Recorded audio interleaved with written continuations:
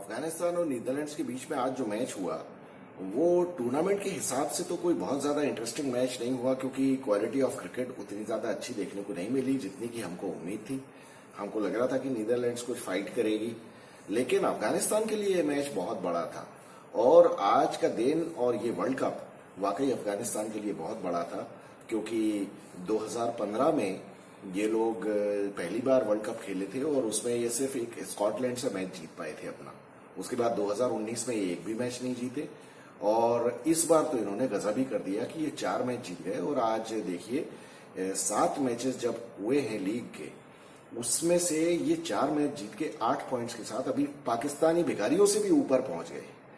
तो ये तो बहुत ही गजब की परफॉर्मेंस है और आज के बाद अगर ये इस टूर्नामेंट में कोई भी मैच ना भी जीते तो भी मुझे लगता है कि अफगानिस्तान के लिए बहुत बड़ा अचीवमेंट है। आज तक अफगानिस्तान के बारे में ये कहा जाता था कि ये लोग 50 ओवर का इनका टेम्परामेंट नहीं था, और इवन हम लोग भी यही कहते थे, क्योंकि अभी एशिया कप तक जो लास्ट मंथ जो एशिया कप हुआ श्रीलंका में, इसमें इन लोगों ने अपना टेम्परामेंट वो नहीं दिखाया जो कि एक किसी 50 ओवर की पक्की टीम को दिखाना चाहिए था। ये लोग हमेशा T20 के अंदाज में खेला करते थे, लेकिन ये जो परफॉर्मेंस इनकी हुई है, मुझे लगता है कि इसमें बहुत बड़ा हाथ अजय जडेजा का है, जो ये इनका बैटिंग कंसल्टेंट है या ओवरऑल कंसल्टेंट है, क्योंकि देखिए मेन कोच तो इनका जोनाथन ट्रॉट है, लेकिन जोनाथन ट्रॉट को अभी इंडिया के बारे में उतना पता नहीं है। और ये तो अभी पिछले एशिया कप में भी ये जोनाथन ट्रॉट तो था ही, तो वहां पे तो हमें परफॉर्मेंस इनकी बहुत अच्छी तरह से पता है कि ये पास में आते हुए भी मैचेस हार गए और कुछ मैचेस तो बिल्कुल वन साइडेड हार गए।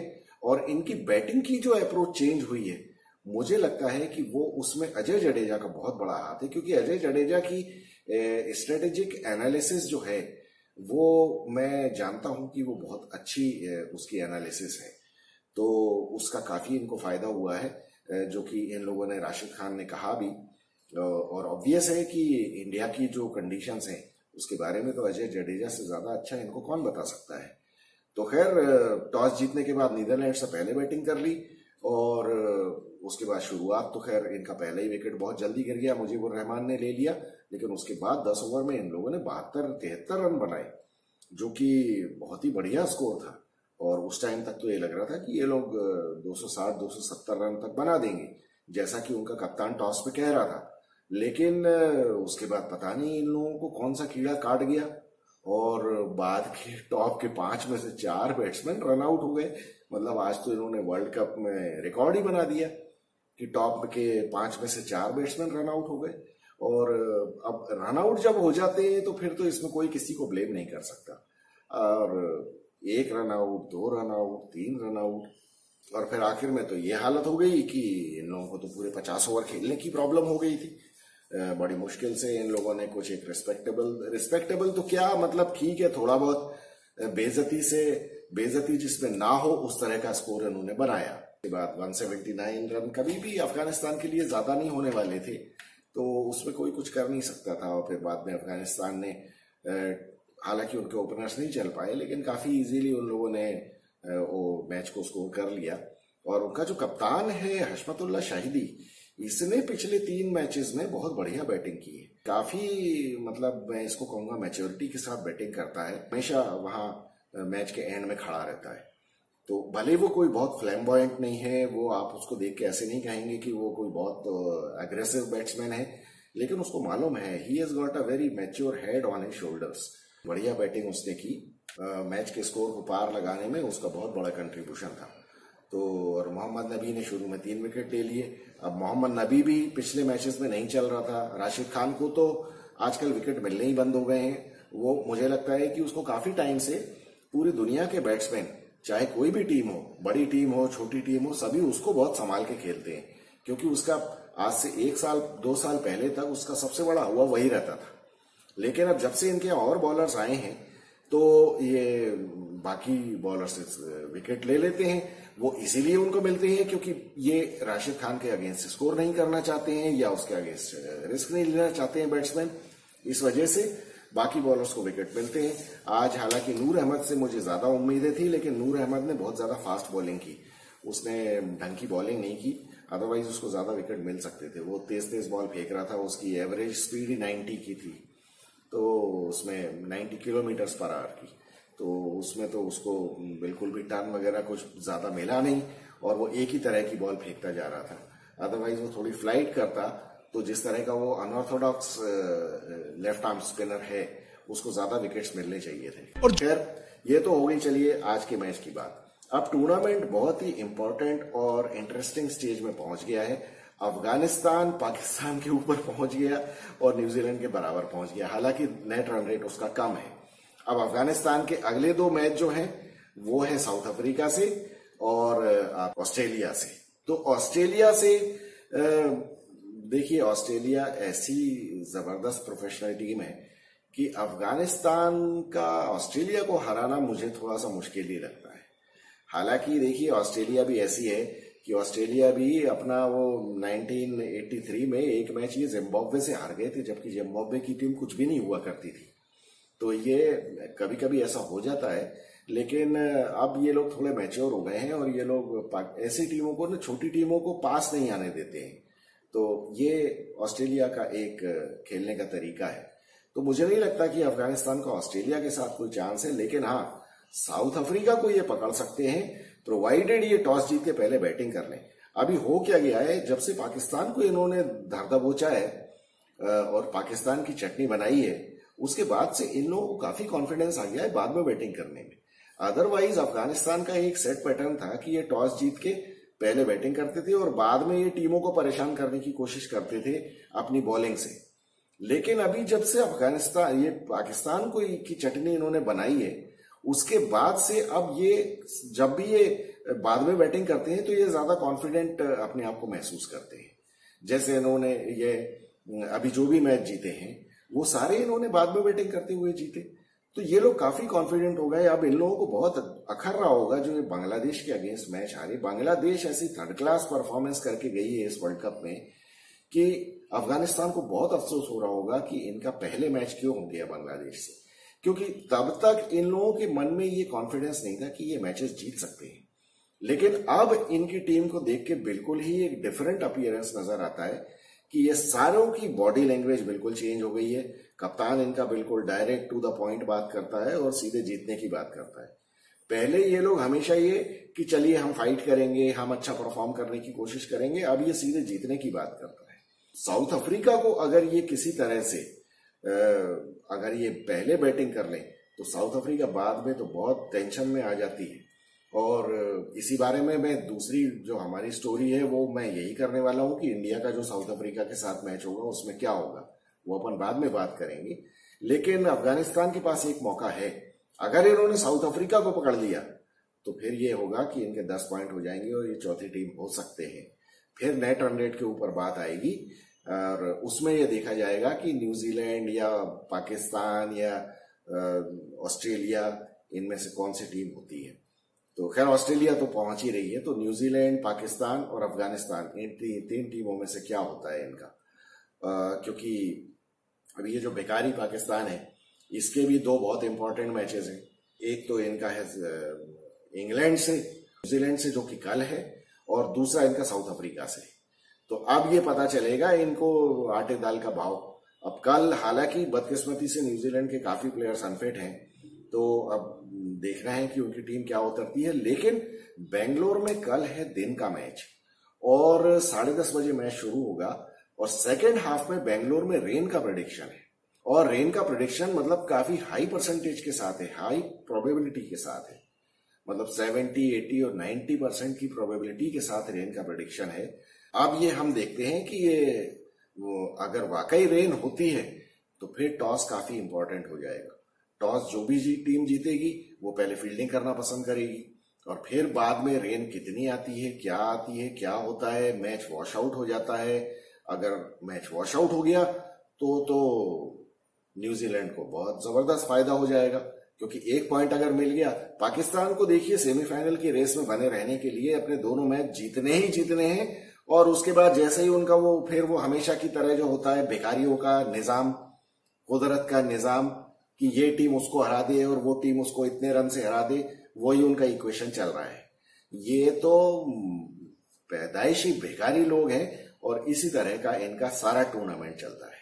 लेकिन इन कुत्तों की किस्मत भी साथ देती है। मुझे तो ताज्जुब ये है इस बात का है कि मतलब ये किस्मत भी जैसे भिखारी हरामखोरों का साथ क्यों देती है, मुझे समझ में नहीं आता। ये हमेशा ऐसे ही भीख में मिली हुई चीजें खाते, इनका देश भी खाता है और इनकी टीम भी खाती है। तो अब कुछ भी हो सकता है, कोई भरोसा नहीं है। और पाकिस्तान में तो ये बातें चलने लगी है कि अभी ये दोनों मैच जीत जाएंगे, फिर इनका सारा इनके फेवर में सारे रिजल्ट्स आ जाएंगे, फिर सेमीफाइनल इनका इंडिया से हो जाएगा। और इंडिया से हो जाएगा तो भी ये मानने को तैयार नहीं है कि साले हम चटनी बनवा चुके हैं अपनी पिछले एक महीने में 2 बार बुरी तरह से। और वो तो पहला मैच हुआ नहीं था एशिया कप का पहला, अदरवाइज उसमें भी ये हारते। मैंने उस मैच के बाद भी कहा था कि इंडिया ने पहली बैटिंग की है, 266 रन बनाए, इंडिया पाकिस्तान के 16 विकेट लग जाएंगे उसको स्कोर करने में। लेकिन वो तो इनकी किस्मत से हुआ ही नहीं मैच। लेकिन अभी भी पाकिस्तानी ये बोल रहे हैं कि अगर सेमीफाइनल में इंडिया का हो गया तो कुछ भी हो सकता है, हमारी टीम इतनी खराब नहीं है। अबे तुम्हारी टीम कितनी खराब है ये पूरी दुनिया को पता है, लेकिन तुम लोगों के फटे हुए मुंह से ये सुन सुन के हम पागल हो चुके। और देखिए, एक दिन किसी का खराब हो सकता है, लेकिन मैं बात वही करता हूं कि अगर 20 मैच पाकिस्तान इंडिया के साथ खेलेगी वनडे मैचेस, उसमें से 16 हारेगी कम से कम। तुम लोगों को शर्म नाम की कोई चीज नहीं है। लेकिन सारे के सारे बिल्कुल अपना काला मुंह लेके और वहां बैठे रहते हैं। और अभी तो वो एक इनका नालायक आदमी हसन रजा, जो इनका टेस्ट प्लेयर था, वो ये कह रहा है कि इंडिया को आईसीसी ने स्पेशल बॉल्स दी है जो कि ज्यादा स्विंग और सीम करती है। ये हसन रजा, आप लोगों में से बहुत सारे लोगों को पता नहीं होगा, जब 1989 में सचिन तेंदुलकर ने 16 साल की उम्र में डेब्यू किया था, तो ये एक बहुत बड़ा सेंसेशन हो गया था सचिन तेंदुलकर कि अरे 16 साल की उम्र में डेब्यू और ये और वो और यंगेस्ट प्लेयर फ्रॉम इंडिया। उस टाइम उसके बाद इन लोगों को पता नहीं क्या कीड़ा काटा। ये हमेशा से ये इंडिया की तो बराबरी करने की कोशिश करते ही है। ये हसन रजा वही उल्लू का पट्टा है, इसको 14 साल की उम्र में इन्होंने डेब्यू करवा दिया था, सिर्फ इसलिए कि वो सचिन तेंदुलकर से छोटा होके वो डेब्यू कर ले तो सचिन तेंदुलकर को यंगेस्ट ना माना जाए। इस कदर गिरे हुए लोग हैं, ये इतना गिरा हुआ देश है। और वो हसन रजा वो 2-4 टेस्ट मैच ही खेल पाया, उसके बाद उसकी पेशाब निकल गई ग्राउंड पे, और बस उसके बाद जो टीम से बाहर हुआ है तो साले को देखने को नहीं मिला हमको। और अभी आया है वो, और अब कह रहा है कि आईसीसी ने ये किया है। ये लोग दिन में 5-5 बार नमाज पढ़ के इतना झूठ बोलते हैं, ये इनको कौन क्या मतलब इनके देश वाले और ये जो सारे ये लोग जो ये बातें करते हैं ना ईमानदारी की और ये मुसलमानियत की, इनको पकड़ के गरेबान पे झापड़ नहीं मारते इनको कि तुम क्या बकवास झूठ बोल रहे हो। लेकिन पूरा देश लग जाएगा और उसमें से भी फिर चुपचाप 2-4 यही बोलेंगे कुछ तो सच्चाई होगी। तो इस तरह का देश है ये, इसलिए मैं इनके साथ क्रिकेट की कोई बात नहीं करना चाहता हूं। ये अपने इंडिया के साथ नफरत में बर्बाद हो चुके हैं और बर्बाद होते रहेंगे, लेकिन फिर भी मुंह चलाना बंद नहीं करेंगे। चलिए खैर, अब कल का तो पाकिस्तान का तो न्यूजीलैंड के साथ मैच जो है वो अब देखते हैं पूरा होता है कि नहीं होता है। फिर इंग्लैंड ऑस्ट्रेलिया का मैच है, तो इंग्लैंड ऑस्ट्रेलिया में तो अब जो हो सो हो, ऑस्ट्रेलिया हार जाए जीत जाए, क्योंकि अभी देखिए अभी ऑस्ट्रेलिया के तो अभी 3 मैचेस बाकी है, एक इंग्लैंड से, एक अफगानिस्तान से और एक बांग्लादेश से। तो ये अफगानिस्तान और बांग्लादेश को तो पीट देगी ऑस्ट्रेलिया, तो ऑस्ट्रेलिया के तो हो जाएंगे 10 और 2 12 पॉइंट्स, तो वो तो 3rd नंबर पे पहुंच जाएगी। इंग्लैंड का तो कुछ बचता नहीं है। अब इंग्लैंड लेकिन ये दूसरों का खेल खराब कर सकता है। इंग्लैंड के मैच है ऑस्ट्रेलिया, नीदरलैंड और पाक से, तो ऑस्ट्रेलिया के साथ ये जीत जाए हार जाए कोई फर्क नहीं पड़ता, लेकिन इन लोगों की राइवलरी बहुत बड़ी है। दूसरी बात, अभी इंग्लैंड अभी 10वें नंबर पे है और इनके लिए बहुत बड़ी शर्म की बात ये हो जाएगी कि अगर ये 8वें नंबर से ऊपर नहीं आए तो इनको चैंपियंस ट्रॉफी के लिए क्वालिफाइंग राउंड्स खेलने पड़ेंगे। अब क्वालिफाइंग राउंड्स आप जानते हैं कौन कौन टीमें खेलती हैं? ये स्कॉटलैंड और आयरलैंड और ये वेस्ट इंडीज, इस तरह की टीमें, ओमान, यूएई, इनके साथ अगर इंग्लैंड को खेलना पड़ गया ना क्वालिफाइंग राउंड, तो मेरे ख्याल से क्वीन की जो आत्मा है ना, वो वहां ऊपर से दहाड़े मार मार के रोएगी। और वो तो वैसे भी अभी इंग्लैंड की हालत हो गई है कि क्वीन की आत्मा पहले भी कह रही होगी कि अच्छा हुआ मैं पहले ही स्वर्ग से धार गई। ये कैसे सोचते यार, ये क्या एशेज का अगर आपने इतिहास देखा हो तो एशेज के बारे में आप जरा पढ़िए कि एशेज कैसे शुरू हुई थी। इससे ज्यादा बड़ी बेइज्जती इन लोगों के लिए कुछ हो नहीं सकती है इंग्लैंड के लिए। मेरे को तो बहुत मजा आ रहा है, बहुत लुटेरे तुम लोगों ने हमको बहुत लूटा है, अब तुम्हारी इज्जत लूट रही है और ये बहुत ही अच्छी बात है। चलो बचाओ साले तुम अपनी इज्जत और मरो मेरी तरफ से, खेलो क्वालिफाइंग राउंड। लेकिन अभी ये ऑस्ट्रेलिया के साथ इनका जो भी हो सो हो, क्योंकि ऑस्ट्रेलिया इनको दचक देगी जिस तरह की। अब देखिए इंग्लैंड के पास चक्कर क्या है कि इंग्लैंड के पास बॉलिंग है ही नहीं, तो बैटिंग में तुम कितने रन बनाओगे, और बैटिंग तुम्हारी चली नहीं। अब तुम ये वर्ल्ड कप में कुछ तभी कर सकते थे जब तुम 400 रन बनाते हर मैच में, उसके बाद तुम्हारे बॉलर 375 रन दे दा के किसी तरह से तुमको 25 रन से मैच जिता देते। लेकिन अभी हो क्या रहा है, तुम्हारे बैट्समैन तो रन बना ही नहीं पा रहे। तो जब बैट्समैन ही रन नहीं बना पा रहे हैं तो और बॉलर का तो पिटना बिल्कुल तय है। फिर क्या हो सकता है, ऑस्ट्रेलिया मुझे लगता है कि दचक देगी इंग्लैंड को फिर। लेकिन उनके 2 मैचेस हैं, एक नीदरलैंड से और एक पाक से। तो पाकिस्तान अब मेरे ख्याल से इंग्लैंड पाकिस्तान को तो धो देगी बुरी तरीके से, क्योंकि ये मेंटली ये इंग्लैंड को हरा नहीं सकते। ये इंग्लैंड के साथ वो गुलामी की मानसिकता में अभी भी जी रहे हैं पाकी। ये पाकी लोगों के बस का है नहीं कुछ, ये इंग्लैंड इनको तो जरूर धो देगी। तो कल न्यूजीलैंड धोएगी पाकिस्तान को, फिर उसके बाद इंग्लैंड धोएगी। तो ये पाकिस्तान तो मैंने देखिए वर्ल्ड कप शुरू होने के पहले कहा था कि अफगानिस्तान से नीचे रहेगी। ये 5वें नंबर पे नहीं आएंगे, ये 6ठे नंबर पे आएंगे। और आप देख रहे हैं ये 6ठे नंबर पे ही आएंगे और बहुत बेइज्जत होके जाएंगे। अभी तो ये इनका मिकी आर्थर, बताइए जो कोच है वो क्या बकवास कर रहा है कि हमारे प्लेयर्स इसलिए परफॉर्म नहीं कर पा रहे हैं क्योंकि हमारे प्लेयर्स को बाहर घूमने जाने की इजाजत नहीं है। अबे तुम्हारी वही टीम है, पूरा पाकिस्तान वही कमीना देश है जो कि पहले ये कह रहा था कि हमारी टीम वर्ल्ड कप में जाएगी तो उनको प्रॉपर सिक्योरिटी मिलेगी कि नहीं। अब तुम्हारा एक भी साला चोर बाहर गया तो तुमको तो है जेब काटने की आदत। किसी की जेब काट ली और अगर किसी ने पकड़ के 2 झापड़ लगा दिए फिर तुम ये बोलोगे कि हमारे प्लेयर को पीट दिया। एक्चुअली तुम्हारे प्लेयर साले जेब कतरे हैं, लुटेरे हैं ये। तो इनका कोई भरोसा नहीं है, इनको वहीं बंद रखो होटल में। बल्कि होटल के भी सारे रूम जो है ना उनका सारा सामान चेक करना चाहिए। पाकिस्तानियों के निकलने के बाद साला पता नहीं क्या क्या सामान निकाल के ले गए, बल्ब निकाल के ले जाए, चादरें ले जाए, टॉवेल ले जाए। इनका कोई भरोसा नहीं है, इनके वहां तो कुछ है नहीं, हरामखोरों को पैसे मिलते नहीं है। तो इनका और यार ये इनसे बहुत दूर रहना चाहिए, बिल्कुल दूर रहो इनसे आप लोग, ठीक है। अब उसके बाद ये हो गए 2 मैच, तो ये ही टीमें बचती हैं। साउथ अफ्रीका और इंडिया का जो मैच है सैटरडे को, उसमें मुझे लगता है कि साउथ अफ्रीका से इंडिया को, जैसा मैंने कल भी कहा था, कि डरने की बिल्कुल जरूरत नहीं है। इंडिया की यही टीम खिलाओ आप जो भी पिछले मैच में खेली थी, ठीक है। श्रेयस अय्यर, स्काई दोनों को खिलाओ, 5 बॉलर्स के साथ जाओ आप। हार्दिक पांड्या को अभी एकदम से जल्दी करने की जरूरत नहीं है। वो उसका ऐसा नहीं हो कि वो इतना ज्यादा कुछ गड़बड़ हो जाए कि वो सेमीफाइनल और फाइनल से बाहर हो जाए। तो अभी 1 मैच और रेस्ट करने दो। फिर नीदरलैंड्स के अगेंस्ट इंडिया का जो मैच होगा उसमें खिलाओ उसको हल्का फुल्का, कि हाँ भाई ग्राउंड पे आके घूम फिर ले और 2-4 ओवर डाल ले। और बैटिंग तो खैर उसकी आएगी नहीं नीदरलैंड्स के अगेंस्ट। तो अगर पहले बैटिंग करती है इंडिया तो भी मुझे नहीं लगता कि हार्दिक पांड्या की बैटिंग आएगी। तो क्या ठीक है, जो भी है, मतलब एक फील ले ले ग्राउंड पे आके और उसके बाद फिर देखा जाएगा। तो साउथ अफ्रीका के अगेंस्ट चाहे इंडिया पहले बैटिंग करे चाहे बाद में बैटिंग करे, कोलकाता में मैच है। साउथ अफ्रीका में भूसा भरने के लिए इंडिया टीम बहुत है। और साउथ अफ्रीका का जरा पता नहीं इतना हवा बना के रख दिया लोगों ने। आप सब लोग ये भूल गए, जितने लोग भी तारीफ कर रहे हैं ये सब भूल गए कि ये घटिया टीम नीदरलैंड से हार के आई है। और पाकिस्तान जैसी सड़ी हुई टीम के अगेंस्ट भी 9 विकेट गिर गए थे इनके, और आखिरी बॉल पे मैच जीते हैं उल्लू के पट्टे आखिरी ओवर में। तो ये मतलब क्या इनकी क्या स्ट्रांग टीम हो गई है।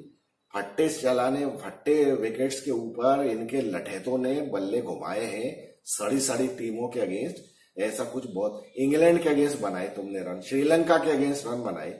अभी मर्दों के साथ खेलोगे तो अभी पता चलेगा कि बॉलिंग क्या होती है और तुम्हारी औकात क्या है। तो ये साउथ अफ्रीका के साथ भी है, अभी पता चलेगा इनको। सैटरडे को इनके भी परखच्चे उड़ा दिए जाएंगे। तो वीकेंड तो मजेदार है, अभी देखते हैं क्या होता है। और सॉरी, इंडिया और साउथ अफ्रीका का संडे को मैच है, तो मैं उसको सैटरडे कह रहा था। संडे को मैच है, तो संडे को इनकी धुलाई हो जाएगी अच्छी तरीके से, इनको भी औकात पे ला दिया जाएगा। तो मजेदार मैचेस होने वाले। अब मिलेंगे कल के मैचेस के बाद, देखेंगे पाकिस्तान की किस तरह से धुलाई करता है न्यूजीलैंड, और मजा आएगा दोनों मैचेस में। तो I am Vikas Saxena, the biased analyst. Thank you so much.